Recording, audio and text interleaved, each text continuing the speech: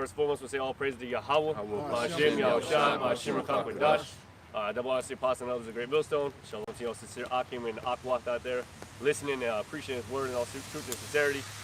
We're back out here again. It's part two. We did get rained out, but you see the rain kind of surpassed. But at the end of the day, this word got to come out. We got to come out here and do what is commanded of us to do. All right, no matter really what, although we move with a sense of circumspectness and subtlety, right? We also know that once things kind of subside, we come out here and we do what's required of us and do that work, which is warn the wicked of their wicked way, as well as prophesy the downfall of America, right?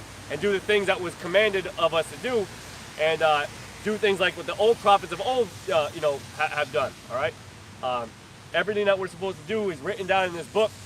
And we try to live that godly life, so we can, in turn, receive salvation, right? So part of it is to warn the wicked of their wicked way, because if we don't, knowing what we know, if we don't warn the wicked of the wicked way, the blood is going to be on our hands. So once you start to hear this word and understand it, you want to really eat that whole roll and take it all in. And then once you learn that roll or learn it, you want to then teach the people, right? Like the scriptures talk about the parable, like don't hide that talent or bury that talent, or try to hide that flame. You want to make sure that you let that flame grow, because ultimately we know that the end will come when all the elect is sealed, and the elect will be sealed by hearing this word. So you gotta do everything you can to push this word out. So like I said, the rain has subsided, so we're back out here. Has everybody got that precept?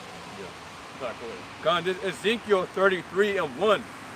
It says, again, the word of the Lord Yahweh came unto me, saying, Son of man, speak to the children of thy people, and say unto them, when I bring the sword upon the land, if the people of the land take a man of their coast. Right, that sword is representation of destruction, all right? And during that time, there was going to be a destruction that was going to come to the people of that time, all right? During the time of Nebuchadnezzar and all them, right? But that has happened all out through history, all right? With the Egyptians, the Babylonians, right?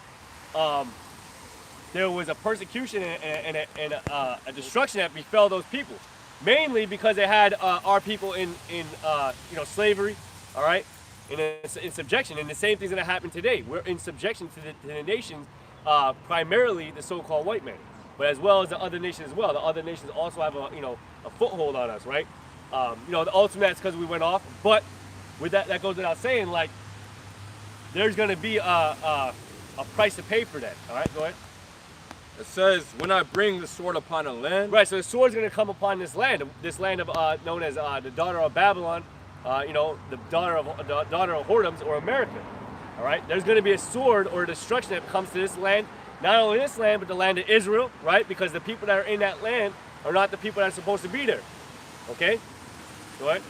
It says, if the people of the land take a man of their coast, and set him for their watchmen. Verse 3, if when he seeth the sword come upon the land, he blow the trumpet and warn the people. Right, so like the way things were done in the ancient times, you maybe had a castle, you had a fortress, right? You had people looking outward outside the city to see if there was any dangers coming in, and if there was any danger, any maybe enemy coming within to try to destroy the city or try to take siege of the city, you had a man that would, blow a trumpet or warn the people. Go ahead. It said Ezekiel 33:4. Then whosoever heareth the sound of the trumpet and taketh not warning, if the sword come and take him away, his blood shall be upon his own head. Right, exactly. And that's what we're doing now. We're that trumpet. We're that sound, giving off that warning to the people. All right, to the nation of Israel only. Because they're the only ones really within that fortress, right? The nation of Israel is the only one within the fortress. All the other nations are outside that fortress. We only care about the nation of Israel. But if you don't take heed to that warning, you're going to be destroyed along with the people outside the fortress, right? We're fortifying ourselves through Yahweh Shai. All right? The scriptures talk about how the name of the Lord is a strong tower and the righteous run into it and is safe. So we're giving you that warning, all right, of the dangers and of the enemy that's to come. And if you don't adhere to that warning, you're only going to be destroyed. Thus saith the scripture. Go ahead. I said Ezekiel 33:5. He heard the sound of the trumpet and took not warning. Yep. His blood shall be upon him.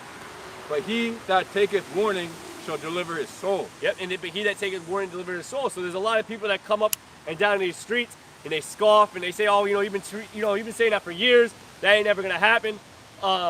Even a fortress, even a very a fortified fortress, still has watchers without to make sure that there is no enemy that comes upon them. So it doesn't matter how long, a castle could not be besieged in hundreds of years. That doesn't mean that an enemy still can't come in and try to overtake it. So there's always going to be a need for watchers, right? So in like manner, there's always going to be a need for prophets.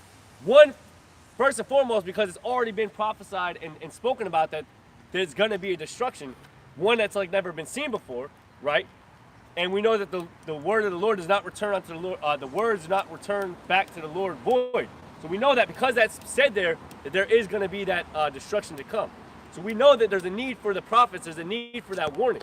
Okay. So if you adhere to the warning, there's going to be a salvation unto you. If you don't adhere to the warning, the thing that's going to return unto you is destruction. The Lord had set it up that way. That's how it's set up. All right. And it's been and we know that through the ancient times, right? That happened through the ancient times, that there was prophets set up that were going to speak about the doom and the destruction that was to come.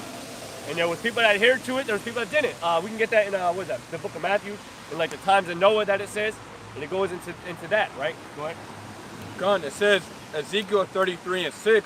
Let the watchmen see the sword and come, and blowing out the trumpet, and the people be not warned. If the sword to come and take any person from among them, he is taken away in his iniquity, but his blood will I require at the watchman's hand. There you go. And you have a lot of that in Israel. You have a lot of that in Israel where it's, these guys proclaiming to lead the people, and they're really leading them to their own destruction. All right? They're not teaching the truth when they know the truth. They're completely disregarding what's said in the scriptures, right? Especially with the RFID, CHIP, okay, which is the main prophecy that's going to befall. They're trying to have this prosperity doctrine and trying to bring back Israel in a place that's really our punishment, okay? We're going to receive 100-fold when the Lord comes back and delivers us and puts us in our right land. Right now, we're in a punishment right now, all right? We're in quote-unquote timeout, okay? So, everything's really been stripped away from us. We're in our bedroom in timeout. We don't get to enjoy being outside like you would, if your father, puts you in a timeout or a break in like manner. We're in that timeout. So we're the grand old time, in our basically, how we say, our persecution, right, for our wrongdoings, right. Go ahead. God, it said Ezekiel 33:7. So thou, O son of man, I have set thee a watchman unto the house of Israel. Yep. Therefore, thou shalt hear the word out of my mouth. Yep. And warn them from me. Yep. And this is everything that we're saying it from the Lord's mouth, man. We don't say anything out of our own accord. We're saying it from what the scriptures have said. Okay? And then when we see these scriptures, we acknowledge that they are living words, and we are just breaking them down to you in words easy to be understood. Okay? Because nowadays people talk a little different. Things that are said back then, you have to kind of go into the meaning of words. Because when you take things at face value, if you don't do the extensive research, you won't really understand these scriptures. All right? And the Lord had set up men to decipher and to really break these scriptures down and to make them easy to be understood so the people can hear it. But not all Israel is going to get it. It's just how it is, man. It's not really meant to be easy to understand. That's why, the disciples even asked Yahushua, why speakest thou in parables? And he said, because it's given unto you to know the mysteries of the kingdom of heaven. This isn't made to be easy so that all of Israel gets it. Remember, this is the Lord's show, We're just acting it out, and how he wanted it to play out. Yep, go ahead. Everybody got some precepts in? All right, bring that out and then we'll... This right here. Matthew 24, verse 37. But as the days of Noah were, so shall also, Matthew 24, verse 37. But as the days of Noah were, yep, so shall also the coming of the Son of Man be. Yep, and that coming of the Son of Man is talking about Yahushua and his second return. Okay, go ahead. Verse 38. For as in the days that were before the flood, they were eating and drinking, yep, marrying, giving in marriage, until the day that Noah entered into the ark. Right, and you have that at a highest degree of careless pleasures, man. Literally careless pleasures. People don't give a damn. You know, that could be like you gotta outweigh the probability of danger coming, right? Like it's simple math, you know, to understand that if I don't look both ways across in the street, there's a possibility I'm gonna get hit by a damn car. But like Jake just don't do risk assessment. You know, they know that they shouldn't be in these clubs and in these areas that's gonna get them, you know, hemmed up in danger. But they still just, you know, go about anyways, you know. So they're living in dangerous pleasures, man. And they don't take it in consideration. So, you know, ultimately the destruction, you're gonna receive that destruction. That's what they say. Go ahead. I was going to say large gatherings, concerts, Yep. Block parties, what else? Clubs, like you said, Yep. bars. Yep. A lot of these spots, and I deliver around these areas. You know what I'm saying? A lot of shootouts happen, a lot of fights happen that leads to shootouts. Yep. You know what I'm saying? It used to be calm and stuff like that back in the day, but now we're talking about 2018, especially like 2018. That's when things really started to pick up. You notice the changes in things. Yep. You know what I'm saying? Yeah, and that's something. When I was driving for Uber, you know, you'd have people all the time you get in these, you know, minor conversations. They would go into like, you know, oh, the world's just crazy, man. Older Jakes all the time talk about, you know, things are just crazy. You know, before gangbangers, they would, you know, gangbang other gangs and stuff like that. Now it don't matter if you're old, if you're young, you're like you in the crossfires, you getting shot up, all right? You literally getting blitzed up on the street. It don't matter, you're a 5-year-old Susie, you're getting fucking shot up, painted across the damn walls with blood. All right, that's just how it is, and that's the terrible times that we're living in. But ultimately, a lot of times, you Jakes deserve the shit. You know, who perish being innocent. So when we move with the matter of, you know, we know that the Most High and Yahweh Shem Shai is the orchestrator of all that evil. So we understand that, like, okay, we're not going to put ourselves in that dangerous situation if we don't have to. We're also going to pray to the Most High that He delivers our steps and moves us in the right way, you know. But like I said, we're not going to put ourselves in open danger if we don't have to. You know, yeah, we like to do certain pleasures, we like to have certain things. Like I said, we move with a certain level of circumspectness, right? We know that, you know, I probably shouldn't go to this spot because there's going to be a lot of fucking niggas around, all right? It's just what it is, man. We gotta, you know, not concern ourselves with the worldly people because they're gonna get you hemmed up in some shit. You know? Go ahead. Verse 38, and knew not until the flood came and took them all away, so shall also the coming of the Son of Man be. Yep, so all these people in the time of Noah were living in their pleasures, and yet there was a man prophesying, Noah, namely, prophesying that there was gonna be a destruction to come, which was the flood, and years went by before anything happened, and that's what we have today, and that's what the scriptures are saying, that was gonna happen before the Son of Man came to return to deliver His people. So we know that these words are living words, man. So we are adhering to them, and we are being that watchmen, and we're watching the times, right? Even Ezra said, you know, what's going to be the parting of times of sunders? If someone can get me that, I believe that's 2nd Ezra, I think the end of the 8th chapter. What shall be the parting of signs sunder? And he basically said, like, when earthquakes in diverse places and whatnot. But go ahead. I believe it's the end of 2nd Ezra. It's like 8, the end of 8 into 9, or the end of 7 into 8, something like that. But go ahead, keep reading that. Yeah. And I know you said you had something. Yeah.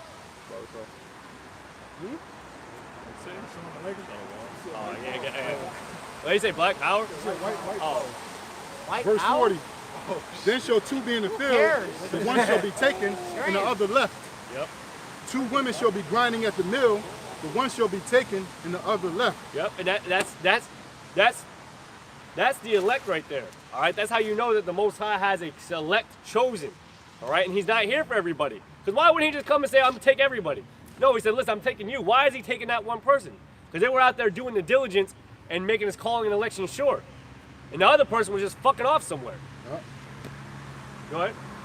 Watch therefore, for ye know not what hour your Lord doth come. Yeah, watch therefore. If you know that there's going to be some that's going to be taken and some that's going to be fuel for the slaughter, missile food, consider these things and move in a way that's going to cause you to receive that salvation. Go ahead. Verse 43. But know this, that if the good men of the house had known in what watch the thief would come, yep, he would have watched and would not have suffered his house to be broken up. Yep, exactly. And like, you know, in basically layman's terms, you know, it's if you knew you're caught. I'll give you a small example, right? many years ago, my dad, he used to go to this auto mechanic shop all the damn time, right? He pulls over real quick. He goes in this shop, talks to the guy. The dude's like, hey, would you let borrow your car? He's like, what are you talking about? He goes, someone just took off with your car. He's like, what? Someone drove off with his damn car, fucking made it like 100 miles, up north or whatnot, and fucking crashed his shit. Now, if he would have known on that day someone was gonna rob his car, he would have locked the damn door. But he thought, hey, listen, like, I park it. Now, mind you, this is a pretty, quote-unquote, decent area, right? You don't want to expect someone to rob your damn car on a random-ass fucking street like this. But sure enough, that's what happened, right? So the point is, like, you could be caught slacking from that normalcy bias, right? Nothing ever happens, nothing bad ever happens. But the words are literally telling you, listen, there's danger coming. So although things seem to be good, right? Like the scriptures say, like, although things seem to be all right, there is still a destruction that's going to come, okay? And hey, what if some did not believe? Shall their unbelief make the faith in the Most High without effect? God forbid.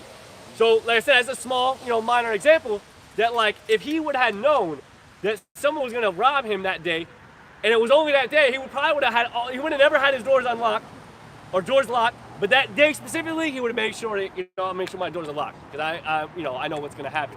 And that's what that is right there. Like, you got to make sure that you got your doors locked, and that's going to be listen to this word and having and going to the Most High as that shield and buckler, right? Adhering to Him, like it tells you what you need to do. If you know this word, if you receive this word, you want to follow the law, statutes, and commandments. You want to fear the Most High. Fear the Most High's knowledge, wisdom, and understanding, right? The ultimate way to show fear and reverence is to listen to what He tells you, what tells you to do and not to do. So if He tells you not to do something, to show fear is to not do that, right? Because you ultimately fear the repercussions of that that danger, or how could you say? Yeah, you basically you fear the repercussions. It's like, go ahead. Verse 44, therefore be ye also ready, for in such an hour as ye think. Yeah, be ready, man. Be ready. Because the hour that you think it's not going to come, it's going to come. And a lot of you fucking 2/3, man, don't realize the time is coming. All right? It says so being returned, seek Him 10 times more, man. You got to be in that spirit to seek the Lord 10 times more. You can never go far enough, the scriptures say, because the Lord always far exceeds. Mind you, the glory that we're going to receive is way beyond comparison to the hell that we caught. So you got to think that, like, damn, like, am I worthy to receive that glory? No, we're not worthy. But luckily, the Most High is allowing us to, receive that glory, right? Because realistically, we're not really worthy, man. Our righteousness is filthy rags, man. We're counted, we're counted worthy by Yahweh Yahushai's sake, man. Because realistically, man, we should be, fuel for the fire as well. But luckily, the Lord is compassionate, long-suffering, right? Nahum, the first chapter, talks about that He's given us that, that little bit of grace. So don't abuse that grace. If you're listening to this word right now, don't abuse that grace. Get it now while the getting's good. Go ahead. Verse 44, therefore be ye also ready, for in such an hour as ye think not, the Son of Man cometh. Yep. Good. Who then is a faithful and wise servant, yep, whom his Lord hath made ruler over his household, to give them meat in due season. To give them meat in due season. That's what we're faithful men and faithful servants, trying to give meat in due season. Trying to give this word. Go ahead. Verse 46, blessed is that servant whom his Lord, when he cometh, shall find so doing. Yep.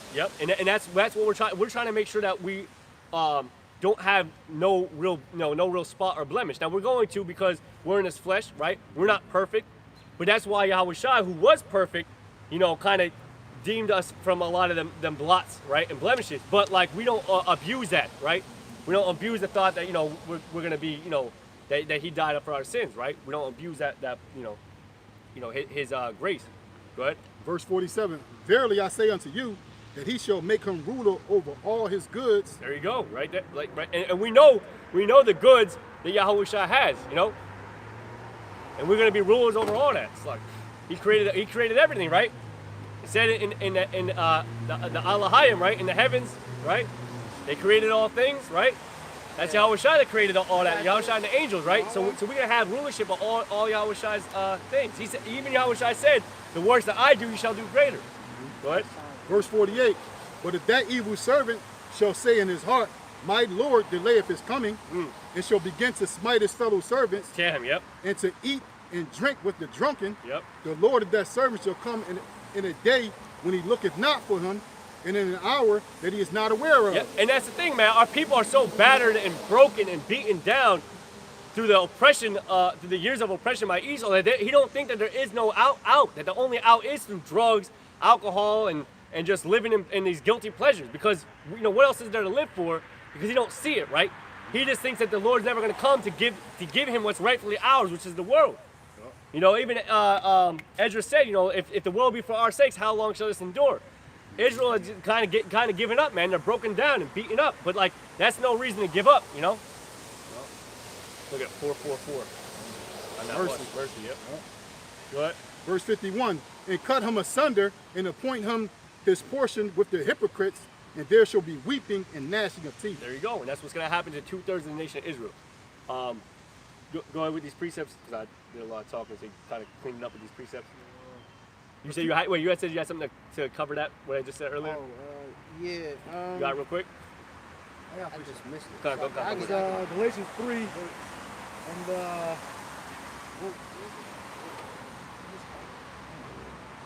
13. Mashiach hath redeemed us from the curse. Hamashiach hath redeemed us from the curse of the law, being made a curse for us. Right, and that curse is death. The curse of the law is death. So he was made that curse. He was that sacrificial lamb. So we don't really, like, although we go off, we ain't gonna receive immediate death from it. Call Yakalba for that grace, you know. All praise to the Most High for giving us that grace and being that sacrifice for us and delivering us from that curse of the law and giving us that opportunity to come back to the Lord. Because ultimately, like it says in the what's that? The Laruhama, and a people not a people, and how we're all gonna go. We all went off, man. We all went off as a people. So realistically, the Lord should have just cut us off as a nation and delivered us that curse of the law. But luckily, He had brought Yahushua down, all right, the Son of the Most High, to be that sacrificial lamb and take from that curse because by promise. By promise. Go to the 3rd chapter more and the 4th chapter, but I'll let it come back around.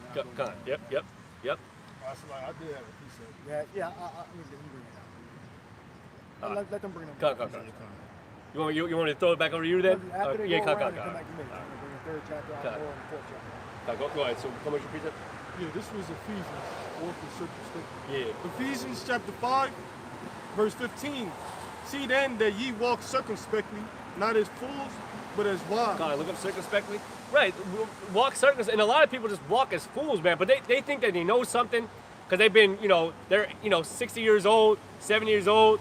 Think they know some damn thing, but they don't know nothing, man. They're just old fools, man. You got Jake that don't want to give tithes. Oh yeah, there you go. They get arguing with my simple ass brother. Hope you watch the video. You are simple. All right, 3 years younger than me. But he's simple. He's just all in the business, getting money, which is fine. But you gotta work the business around the faith. Yep. You know.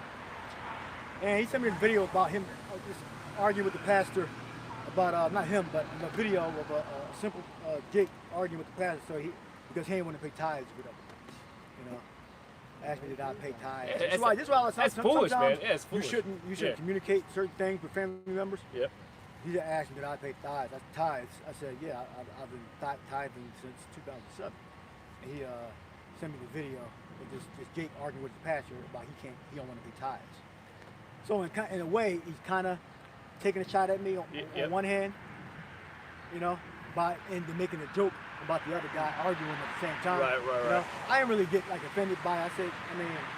I got a little offended after Buster. I said, oh, he a worldly dude. So, right, exactly. Yep. Yeah, he's not gonna understand, man. So you're supposed to pay tithes, but I get that if you're not getting spiritual benefits from them tithes, then you shouldn't be paying.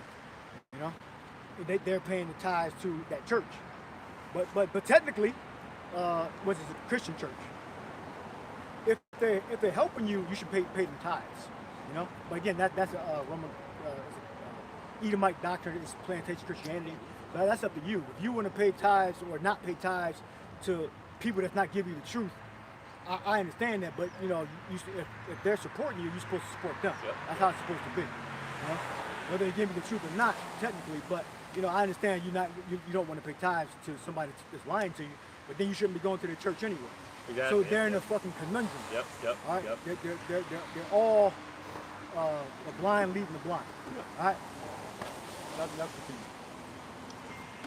Yeah, so walk circumspectly, not as fools, but as wise. Go ahead. Read that. So this is the Greek word for circumspectly.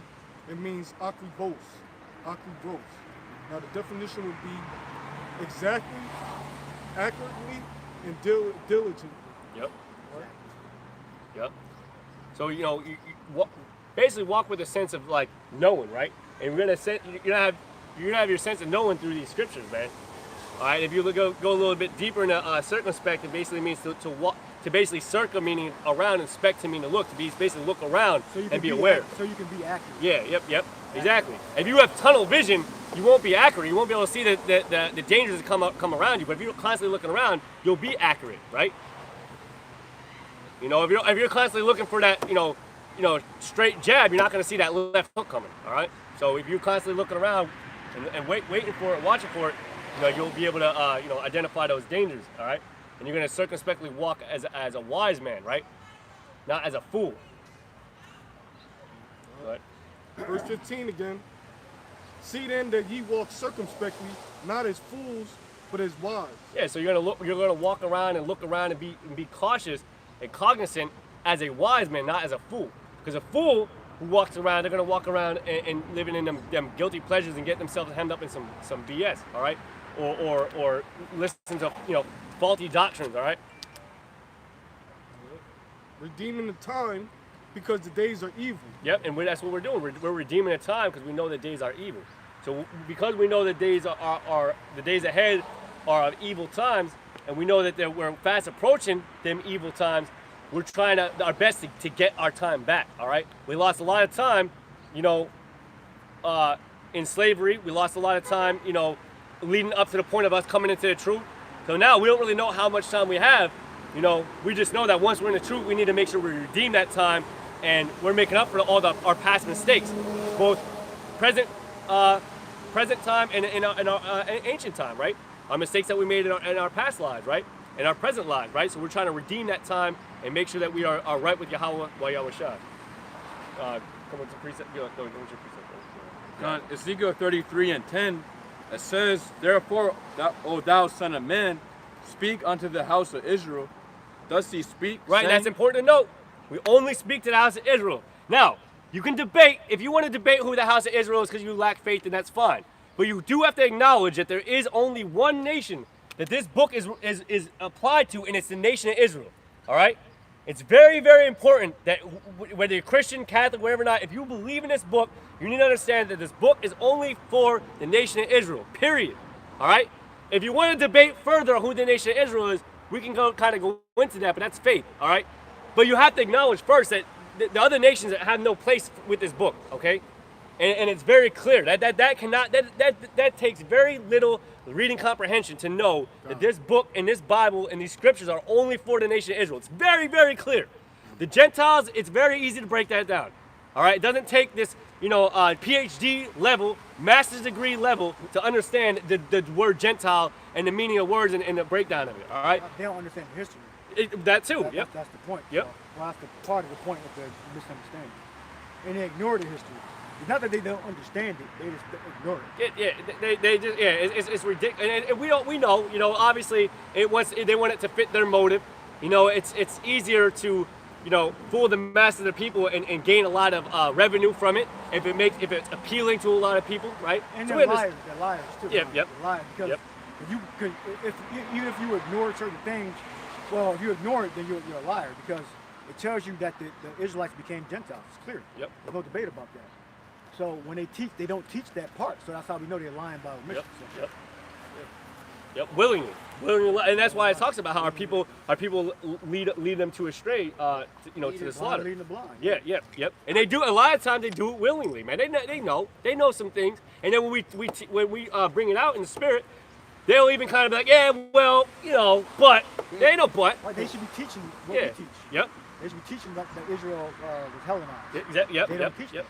And like I said, it's not a part of their canon. Yeah, and like I said, you don't have to if you don't want to believe in the Negroes or Judah, that's okay. That's one thing. But to understand that the nation of Israel was Hellenized and they turned into Greeks and there were Greek-speaking Jews and all that, and that's how that kind of unfolds into the Gentiles. You're just an asshole, right? Really. Like it's just no debate. People had to know that. Yeah. They would never debate that. It's Oh, just the pseudo-Christians. They're the ones that debate that. Yep. Or they omit it as not being a non-factor in breaking down the scriptures. Yep. So like I went a little tangent there, but that's like I said, it's so important to note because I'm sick of these Christians, that want to try to debate, that this is for everybody. This ain't for everybody, all right? This ain't even for all of Israel. It's only for the elected nation Israel. Bring us Romans 9 out. Yep. Man. Yep. Exactly. Yep. 11. Go ahead. Gone. Ezekiel 33:10, it says, Therefore, O thou son of man, speak unto the house of Israel. Thus he speaks, saying, If our transgressions and our sins be upon us, and we pine away in them, how should we then live? Yep. And so how are we going to live if we basically just live in our transgression and live in our sin? All right. It says long life shall be added to those that... Long life and good days is given to them that follow the commandments. Roughly paraphrasing in the book of Proverbs, right? But like a lot of Israel, all right, is living their lives in their guilty pleasures, right? Which is ultimately committing sin, which is transgression of the law. Go ahead, read that again. Gone. It said Ezekiel 33:10, Therefore, O thou son of man, speak unto the house of Israel. Yep. Thus he speaks, saying, If our transgressions and our sins be upon us, and we pine away in them, how should we then live? Yep. And you're not going to. Ultimately, you're not going to. The Lord will get you one way or another. Okay? He's gonna find you. He's gonna get you. It's like it. One way or another. Yeah, one way or another. Yeah, exactly. That's what it kind of comes down to. Like you're not gonna be able to live, in those in that evil. Go ahead. Is that it? I mean, it's read the whole thing. If there's a little bit more, you can read through it real quick, but. Oh, yeah. All right, I'll just read it. Go ahead. It says Ezekiel 33:11, Say unto them, As I live, saith the Lord Yahweh, I have no pleasure in the death of the wicked. There you go. See, as I live, I have no pleasure in the death of the wicked. Go ahead. But that the wicked turn from his way and live. Yeah, because ultimately it would be best if just Israel just repented and came back to the Lord. If all Israel just repented, that would be the ideal thing to do. But Israel's not going to repent. 2/3 of Israel's not going to repent. They're going to die in their wickedness. Go ahead. It says, turn ye from your evil ways. Yep. And certain prophets had different, views on Israel and the way they turned back. Certain prophets were a little bit more, kind of understanding of Israel and their going away, and other prophets fucking damned Israel to death and said, good riddance, basically. This is just kind of how Ezekiel felt about, the men going astray. Like, ultimately, like, it would be beneficial for all Israel to come back. Like, ultimately, that's what we want. That Israel is the Lord's people. Even Ezra said, what's the point of having a chosen people if they're just going to go off? And, the angel basically told him, like, listen, like, it's for the Lord to decide. Plus, the angel also revealed to him that, it's it's a lot more appreciative to understand both sides of the coin, basically, when you kind of go into it. Like, basically, like, to understand, the good and the bad. And that's kind of what we did as a nation, as Israel. That's kind of what happened. And ultimately, it's the Lord's show. And that's ultimately what the angel said. It's the Lord's program. So we don't really have a say on why he did a thing a certain way that he did it. But go ahead. It says, turn ye from your evil ways, for why will ye die, O house of Israel? Yep, so like Isaiah 58:1 says, cry aloud, spare not, lift up thy voice like a trumpet, and show Israel their transgressions. Just like Isaiah said, Ezekiel said, all right, come back from your ways. Read that again. It would start raining. Like it's one of them sun showers. No, it's this. Go ahead. It says Ezekiel 33:11, say unto them, As I live, saith the Lord Yahweh, I have no pleasure in the death of the wicked, but that the wicked turn from his way and live. Turn ye from your evil ways, for why will ye die, O house of Israel? Right, turn from your evil ways, because why will you die, man? That's why, like, man, we get frustrated with you, Jake, because like, why do you want to die now? But they don't see it, man. They don't see it. That's why the scriptures say after the second and third admonition, reject, man. It's just there's no reason with you. You want to think that eating pork ain't committing sin, and you want to try to justify it. Our job is to teach, not to sympathize with Jake. What's that? Our job is to teach, not to sympathize. Yep, exactly. With 2/3 of Israel. Yep. Just teaching, we're moving on. Yep. after that.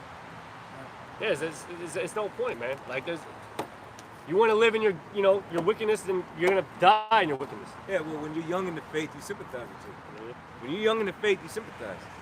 That's why you have discussions with Jake.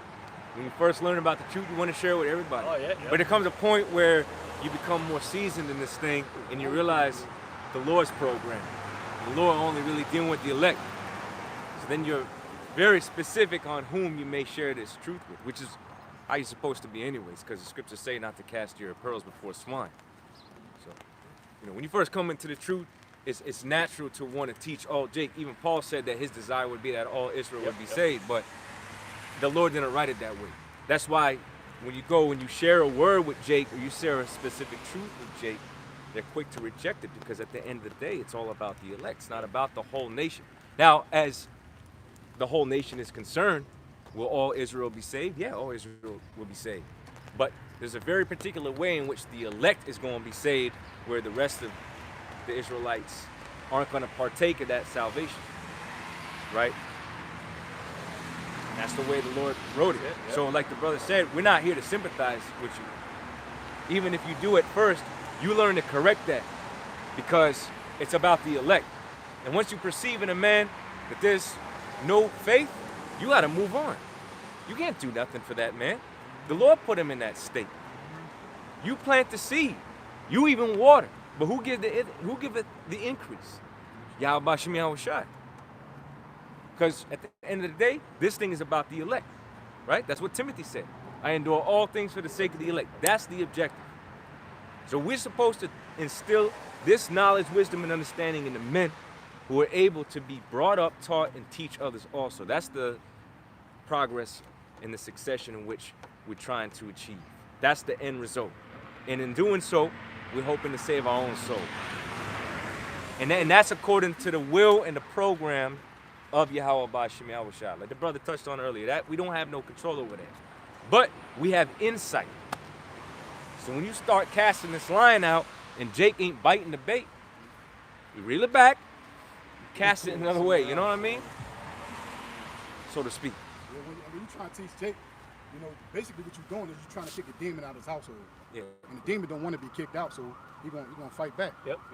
Buck up again. Yep. I always say, how could you try and help somebody that is scheming on you, that's trying to do evil by you? Yep. I'm saying you can't really help a person like that. You can't really sympathize with a person that's trying to bring evil towards you. You know what I'm saying? Yep. Trying to bring evil your way. It don't make sense. Yep. That's why scriptures talk about when it says when you do good, notice who you do good to. Because sometimes Jake will see that as weakness. Jake will see it as a weakness when you try to help him out, or try to come at a certain angle with him. And then he'll try to capitalize on that. Right, bro. I'm pretty sure we all had experience where we had we tried to help dudes. We tried to help certain individuals. Yeah. And they turned around and stabbed you in your back. Yep. And you felt some type of way about it. So over time, you start to realize, well, it is what it is. You don't even want to associate yourself with people like that. You know what I'm saying? When we out here, we got a job to do, and that's to push the gospel. It's good news. And if people don't want to hear it, if they don't want to hear it, you know what I'm saying, it is what it is. Right, you move on. Yep. You move on. Who If else nigga didn't ain't bring us getting this it, up? you move on. This brother, you got a precept. You got a precept you were holding for a little while, right? You can go back to it. You can go back to it. Yeah, you can go back to it. Go back to it. Like, Just because it might bring up a point that I want to hit anyway. another thing I wanted to say is, we're not out here to tell you to get right per se, but we're out here to warn you that you better get right or the Lord's gonna kill you. Yep. That's our job. Yeah, we're not asking you. You're being told. Yep. Because the Lord said to show Jacob and Israel their transgressions and show my people their sins. Yeah, that's why I opened up with Ezekiel because it talks about warning the people of their ways, right? That's all we're doing. We're Now just we're warning trying to persuade you. Yep. Yeah, through the terror of the Lord. Yep. Yeah, we're trying to persuade you, right? But this isn't no deliberation at the end of the day either. You know, I can get the word. it's either you do or you don't. If you do, you have an opportunity at salvation if you're the hopeful elect. If you don't, you're going to be destroyed on this side. And we're specifically talking about the Israelites here in America, because this is where the main destruction is going to take place. All right? Various other parts of these different countries are going to be destroyed too. But the main salvation and the main destruction is going to happen here in Mystery Babylon the Great, particularly. I got one as well. Okay. Oh, you're gonna be here first. Yeah, it's like Okay. Hold on. Yeah, for warn, let me read the scripture. It says Ezekiel 33:3. It says, if when he seeth the sword come upon the land, or slut.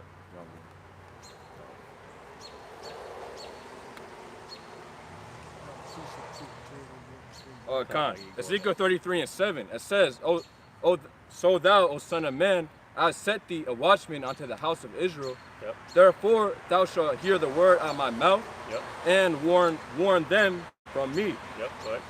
And it says the word for warn is a Hebrew word zahar. It says to admonish. Yep. So when you get the word for admonish, it That's says strongly correct or something. warn or reprimand someone firmly. Yep. Reprimand someone firmly and strongly correct them. You know, in a stern way. Even pointing the finger. Even quote unquote cursing. Okay. Oh, you're saying that with profanity. It ain't profanity, all right? It's just very strong words because it's a very serious fucking thing, okay? And I use that as an example, all right? I inserted the F word there as an example. People come by, oh, you're cursing with the Bible. Almost Daniel have a heart attack. Then there's pictures outside. Yeah, meanwhile, their kids are watching radar. Oh, yeah. Meanwhile, you know, you have teenagers, you know, fucking twerking on these damn social media sites and all that. And you're listening to Cardi B and listen to how to live their life in wickedness and listen to these damn curse words and stuff like that. They'll admonish you. Yeah. And then he'll be eating pork, shrimp, Yep, no yep. beard on his face, Yep. woman out of order. Yep. And then he'll be talking about, but why'd you cuss with the Bible? Yeah, exactly. Yeah. I don't, you know, that's the simplicity of Jake. That's it right there. And the Simplicity of Jake. Yep. and the hypocrisy of Yep. Jake. Like it's the ultimate mic drop. Yeah. All right. That's it on that. Yeah, that's a good point. All right. Come with your precept. Come with that one real quick. We'll finish off on that and then that's it. We're just gonna. Okay, I want to go back to Ezekiel 9:4. And the Lord said unto him, go through the midst of the city, through the midst of Jerusalem, which is Yasha'al, it's a people before a place, and set the mark upon the foreheads of the men that sigh and cry. Right, that's a spiritual mark, basically represent, you know, that they're adhering to the word and listening to the scriptures, right? Whether they're listening to the word or not listening to the word. We're going to put a spiritual righteous mark upon them that are listening to the word. Go ahead.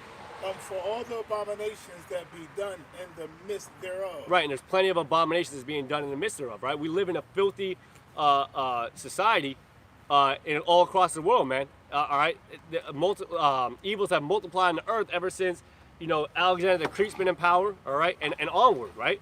And it's only been getting worse and worse, and we're living in that, you know, this cesspool, all right, and all this abomination. Go ahead. And this is 5. And the others, he said in my hearing, go ye after him through the city and smite. Yep. So anyone that didn't receive that mark or that exempt from judgment, I believe is the word there for mark. If they don't receive that exempt from judgment mark, then slay them, basically destroy them. Why? Because you told them the evils, right? You warned them of their evil ways, and they didn't adhere to it. So they didn't receive that mark, and now they're gonna turn into damn missile food to be destroyed. You know, by all different means, all right? By all different means, the Lord is gonna destroy these people. And remember, the scriptures talk about how, you know, it's gonna start at Israel first. The destruction is gonna start at Israel first. Is that it on that? Okay, I mean, just a little moment. Go ahead, finish off. Okay. And let not your eyes spare, neither have pity. I just want to do There you go. Yep. Don't let your eye pity or spare, man. It's gonna be a damn bloodbath, all right? And the Lord ain't gonna allow his men, his righteous men and his elect to spare anybody that was doing wickedness, all right?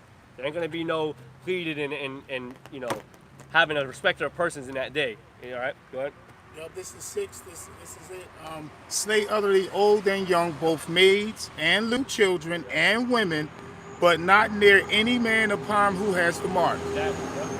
So the elect will be exempt from the judgment, but all those that aren't of the elect are going to be destroyed. Point blank. Period. Go ahead. Real quick with this. 2 Corinthians chapter 5, verse 11. Knowing therefore the terror of the Lord, we persuade men. Right, we already kind of touched on that. Knowing the terror of the Lord will persuade men, all right? And we know that terror of the Lord is fierce, okay? We know what the Lord is capable of doing, okay? He destroyed the entire world through water, okay? He wiped out everybody, saving 8 souls through water. So we know how terrible the Lord is. Go ahead. You got you want to bring that? Oh yeah. Just bring it out from if you remember it. Yeah. This is the book of Joel 2 verse 1. It says, "Blow ye the trumpet in Zion, Yep. and sound an alarm in my holy mountain. Let all the inhabitants of the Right, land." and like I said, once again, this is only talking about the nation of Israel. So when we blow this trumpet and we sound the alarm and we're warning, we're not warning everybody. We don't give a damn what Esau does. I think Elder Apostle Tahar said many years ago that basically like we don't give a hell about damn Esau. He can go to damn Disneyland and drink the best bottle of wine and kiss his ass goodbye. Like we don't care. You live it up, man. And basically he said live it up, and that's how we feel. Like these other nations, live it up while you still can. Because the cup that you filled unto us, we're going to fill unto you double, like the scripture said. So go ahead, live it up, and we're going to get ours, right? Yeah, salvation is only for the elect of Israel anyway. That's right, so. yep. That's right. So we're only warning the nation of Israel. Salvation is only for the elected nation of Israel. Go ahead. This is the book of Joel 2 and 1. It says, "Blow ye the trumpet in Zion, and sound an alarm in my holy mountain. Let all the inhabitants of the land tremble, for the day of the Lord cometh, for it is nigh at hand." It is nigh at hand. It sure is, man. It's 100% nigh at hand, whether you believe it or not, man. We see the signs, man. The signs have been shown. Is it? Yeah, those. All right. Anybody brother got anything? You want to go back to Galatians? So Galatians. You want to break it down? You want to read it? I'll break it. You want to read it? Somebody else can, I'll read it. I'll just speak. Go ahead. Galatians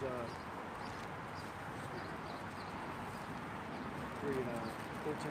So this is Galatians 3, verse 13. Hamashiach hath redeemed us from the curse of the law, being made a curse for us. For it's written, cursed is everyone that hangeth on a tree. Redeemed, we look up redeemed. Somebody look up redeemed. Redeemed, got you right here. It means pay back the Yeah, look it up in Galatians. I already got it. You got it? Go ahead, read it. God, it says redeem, exag, or adzo. Greek. In the Greek. That's the word for redeeming. It says metaphor of Hamashiach freeing the elect from the dominion of the.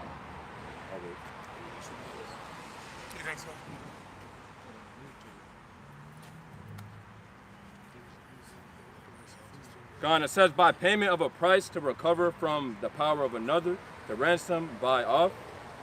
And then I'll read this one too. God, it says metaphorically of Hamashiach freeing the elect from the dominion of the Mosaic law at the price of his That'd be the curse. vicarious death. Yep.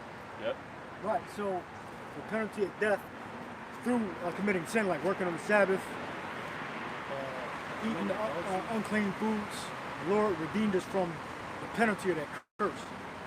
Yeah, if I may read that again, and so metaphorically for this word, was the word for redeem, right?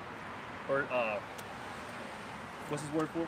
Redeem. Redeem. Yeah. So read that again. So read that again. But I just want to make a quick point. Go ahead.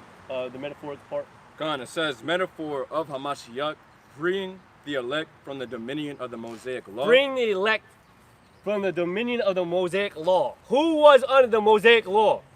Not everybody. So if you look at, okay, Mosaic law, who was under the Mosaic law? Okay, then who's the elect under the Mosaic law? It wasn't everybody. Not everybody even is under freeing of the Mosaic law. It's only the elect. Only the elect is actually given that opportunity from the Mosaic law. The other people, the other 2/3, are actually going to be destroyed because they weren't given that. They weren't redeemed.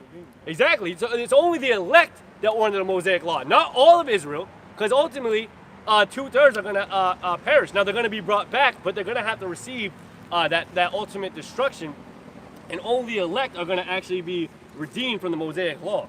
Not everybody, okay? And not everybody was under the Mosaic law. The only people that were under the Mosaic law, was Judah down to Issachar, which whether you believe or don't, it's still the so-called Negroes down to Issachar. But I just wanted to make that point. All right, continue to read. Perfect. Good point. Perfect. Continue to read. God. Read. It says to buy up or to buy up for oneself. No, I mean the Precept. verse. Oh, precept. Fine. It says it's Galatians 3 and to read again 13. Hamashiach hath redeemed us from the curse of the law, being made a curse for us, for it is written, cursed is everyone that hangeth on a tree. What? Verse 14, that the blessing of Abraham might come upon the Gentiles through Yahushua Mashiach. Right, when you look up the history, the Gentiles are the Israelites that were Hellenized. All right, that's part of it. Continue. The blessing, then it's going to explain to you who the Gentiles are as you continue to read down. All right, the Gentiles are not so-called white people. All right, in this respect, the Gentiles are referring to the Israelites that practice and worship the Greek and Roman customs. All right. It says that we might receive the promise of the Spirit through faith. That we might receive the promise of the Spirit through faith. All right. So it's now not by the necessarily the works of the law. It's through faith first, and then through faith you build up. Yep. To good works. All right. Go ahead. It says Galatians 3:15, brethren, I speak after the manner of men, though it be a man's covenant, yet if it be confirmed, no man disannulleth or addeth thereto. Right. So the covenant was confirmed. All right. Through Yahushua. He redeemed Israel. All right. So you can't disannul, and that's what they try to do. They try to disannul the covenant that the Lord said He was going, the covenant and the promises that the Lord made with the children of Israel. Right. Look up disannul. Somebody else look up disannul. And that's what they try to do. They try to disannul the covenant. You have the first covenant, you have the second covenant. The second covenant, the first covenant, you could say is done away with. All right. Or we're in between the first covenant and the second covenant. All right. We're under grace. All right. The scriptures do say that the old things vanish and wax away, roughly paraphrasing. All right. So the new covenant, all right, which we're not fully in yet, speaks about the law being in our inward parts. All right. That's how we know we're not fully in it. All right. But we're under grace. All right. So when you look up grace, it means that we're being built up in the knowledge, wisdom, and understanding of how to be Israelites again, because we forgot. Then when we were woke back up by the prophets, the Lord gave us grace. That's why we were able to wake up. All right, so now we continue, we increase more and more. We look up grace, that's exactly what it means. Grace don't mean you just get to break all the laws. Yep. It means you're being built up through spiritual blessings. All right? Disannul. Grace? Oh, no, disannul. Disannul. In the Greek, it's the G208, akaru, to render void, deprive of force and authority. And that's what they try to do with children of Israel. They try to disannul the covenant that the Lord made with us. What he said that through what prophet Jeremiah? All right? 3 o'clock. You cut that out. Through the prophet Jeremiah and through other prophets, all right? Isaiah, they said he was going to put the law in the inward parts, and that the Lord was going to redeem us. All right? So they try to disannul that for Israel only and make a different covenant and say everybody's included. Yep. All right? So disannul again? Yeah, disannul. Akaru, to render void, deprive of force and authority, make of none effect.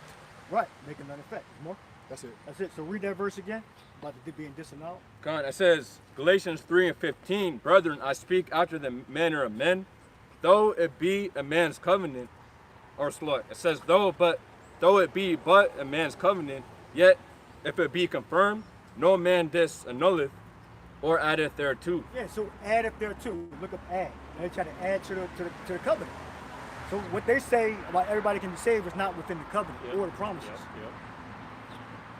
They're going to continue to say about the Abraham seed where the promise is made. They're going to say that when you read up. Add if thereto. Add. So they add to the covenant. So they're liars. That's the liars. Yep. You know? What verse that's in? What verse you in? I already got it. Go ahead, where you go? God, it says, Read the verse for me so you can follow along. God, this Galatians 3:15. Add if thereto. Go ahead.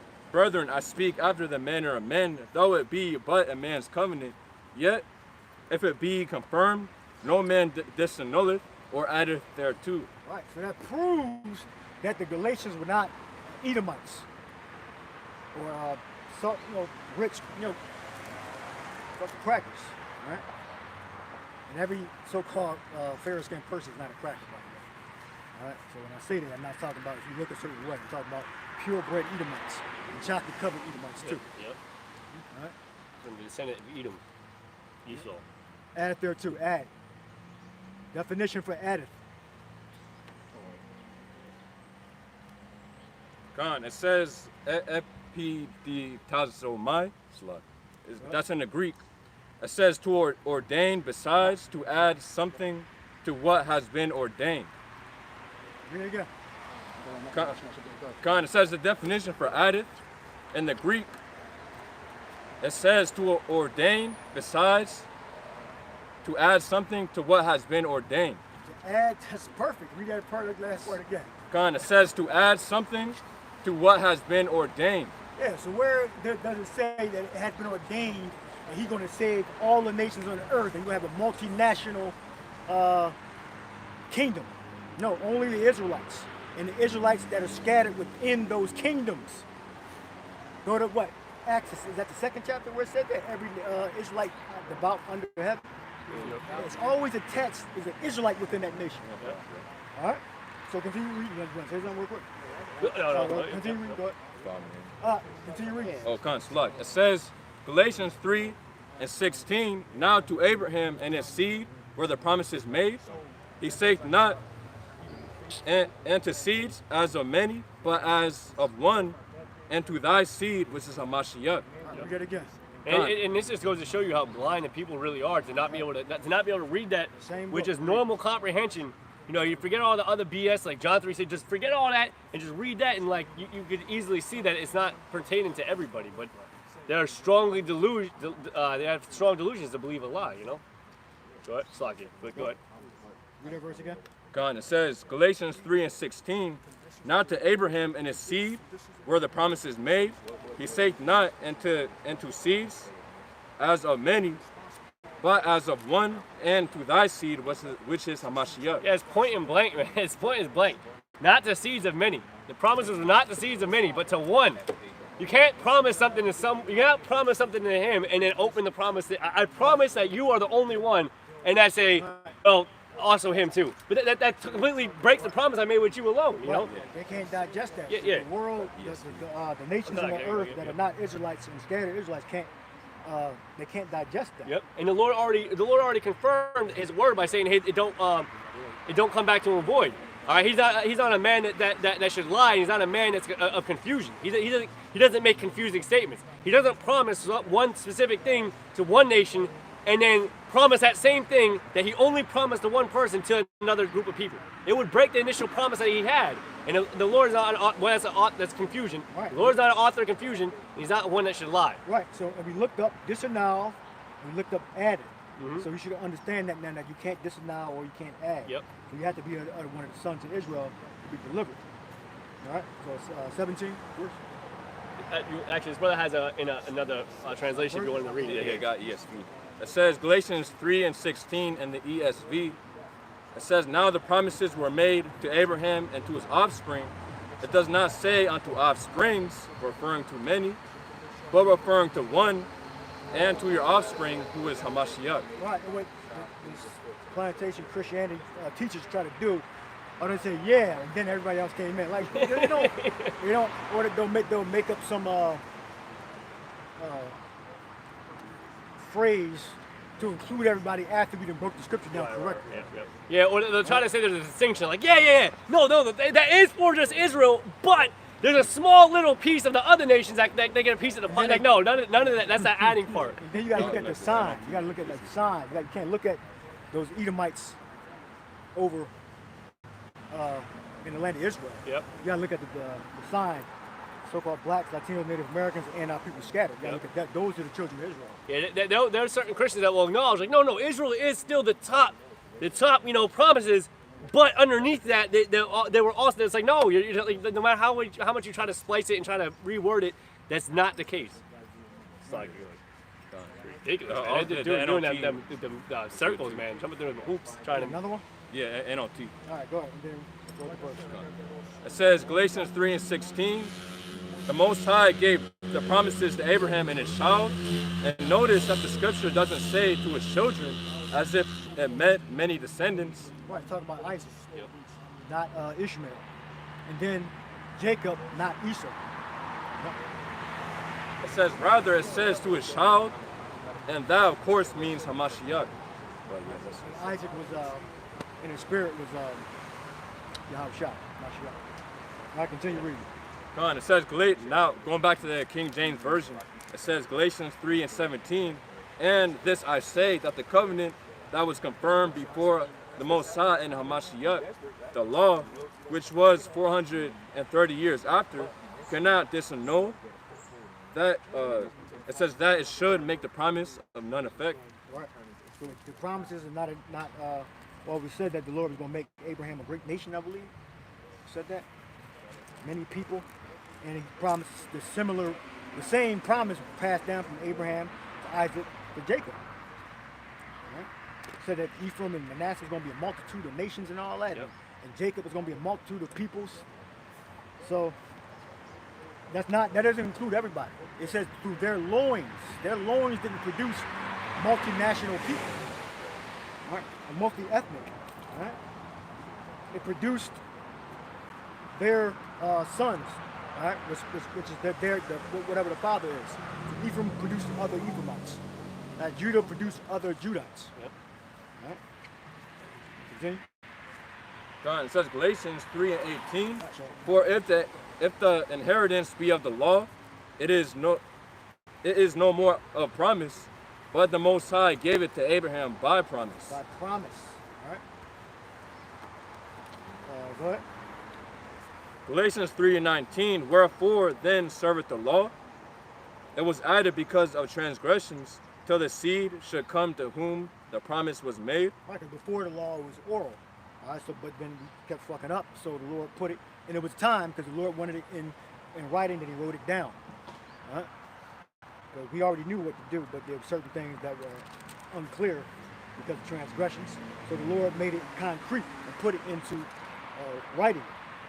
What?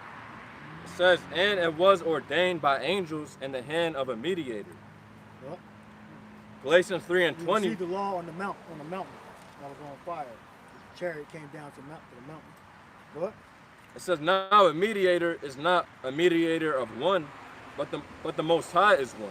What? Is the law then again? It says, is the law then against the promises of the Most High? God forbid.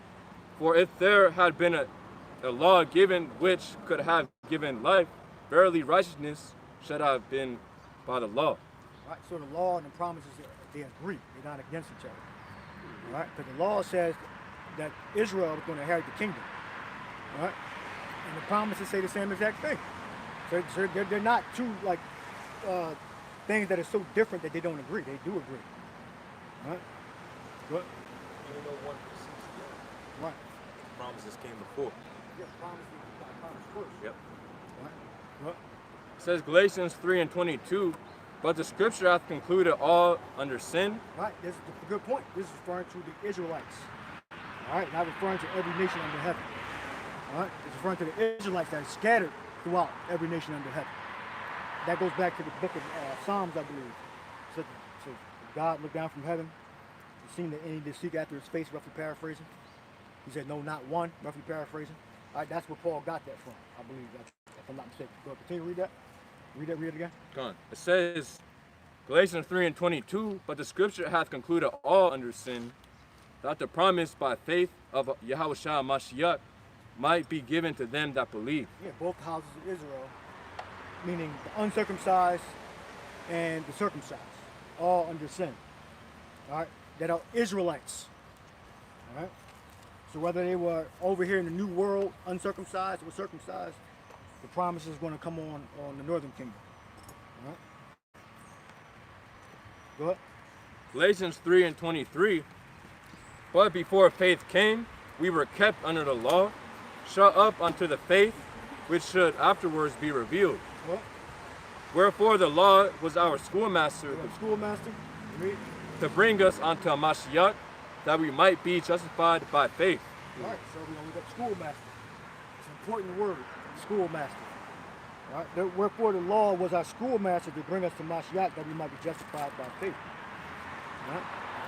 So although we're justified by faith, we got to be trained up, so we know how to continue in the faith, which is grace. The schoolmaster. All right? So you can have faith, but if you don't know how to follow what the Lord's will is, you're going to fail. All right? And you can believe, but you gotta have works. Right? Schoolmaster G3807, Pagidagogas, a tutor, i.e. a guardian, a guide of boys among the Greeks and the Romans. The name was applied to trustworthy slaves who were charged with the duty of supervising the life and morals of boys belonging to the better class. Right, because the law will keep you alive. All right, that's why you got to be trained up on how to use the law, like the dietary law, adultery, the days of rest, days of work. You know, high holy days. This is how you get trained up. Because you have faith, but you got faith, but you got to get trained up so you can continue in that faith.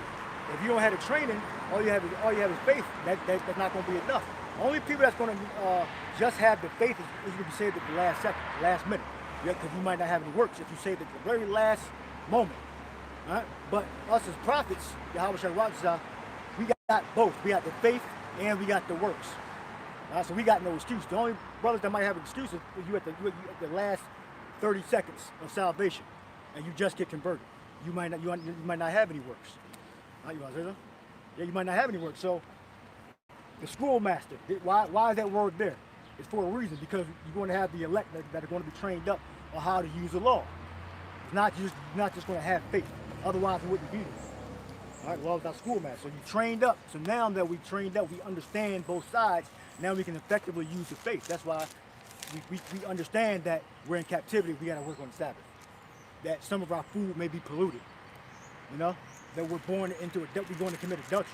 All right, now we're not going to purposely get with a woman that's married to another man that they're still in a relationship with, but we know that just because you get divorced from a woman, that doesn't mean that you're really divorced. You know, by Esau's papers. You know, you're still committing adultery. If you want to get technical. All right? So we're all adulterers. So in that respect, we have grace. All right? And that's where the law. So now we understand it. So now we can use the grace that the Lord gave us.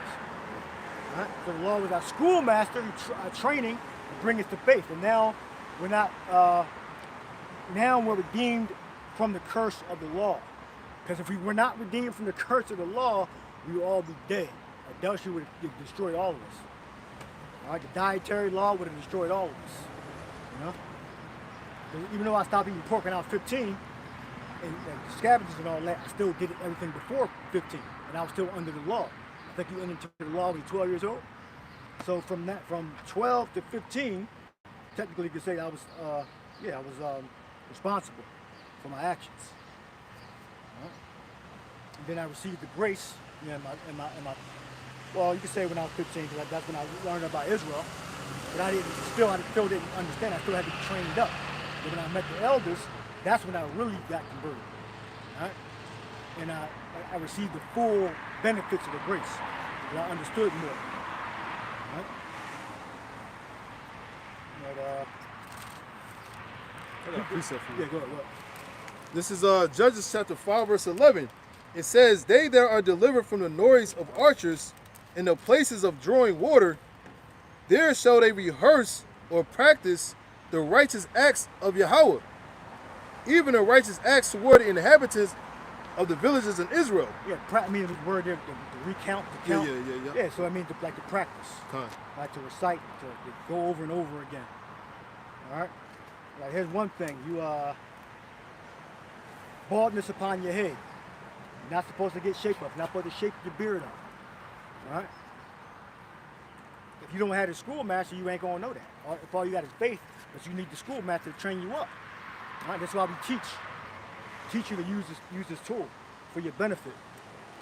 All right? And it's within our tradition to teach the brothers the high holy days and the tools. All right, so jump to the 4th chapter and I end here. Gone. Galatians 4 and 1. What? It says, now I say that the heir, as long as he is a child, differeth nothing from a servant, though he be Lord of all, but is under tutors and governors until the time appointed of the father. Yeah, again, the schoolmaster come back. People try to reject the schoolmaster. That's just stupid. How you going to reject the schoolmaster? You have to read the scriptures. You have to read the laws and the prophets. All right? You can't just have just faith. All right? You got to have the schoolmaster. What? It says, Galatians 4 and 3, even so we, when we were children, were in bondage under the elements of the world. All right? And then we got older. Then we developed. All right? Some of y'all might be still in y'all infant stages because you got to develop. You got to learn. You got to learn, like the brother was saying earlier, you got to learn both sides. Good to evil. What happens when you do this, why it's bad, you know? And you get trained up, and then you can use the faith and the grace effectively, all right, as you mature. What? Con, it says, Galatians 4 and 4, but when the fullness of the time was come, the Most High sent forth his Son, made of a woman, made under the law, to redeem them that were under the law.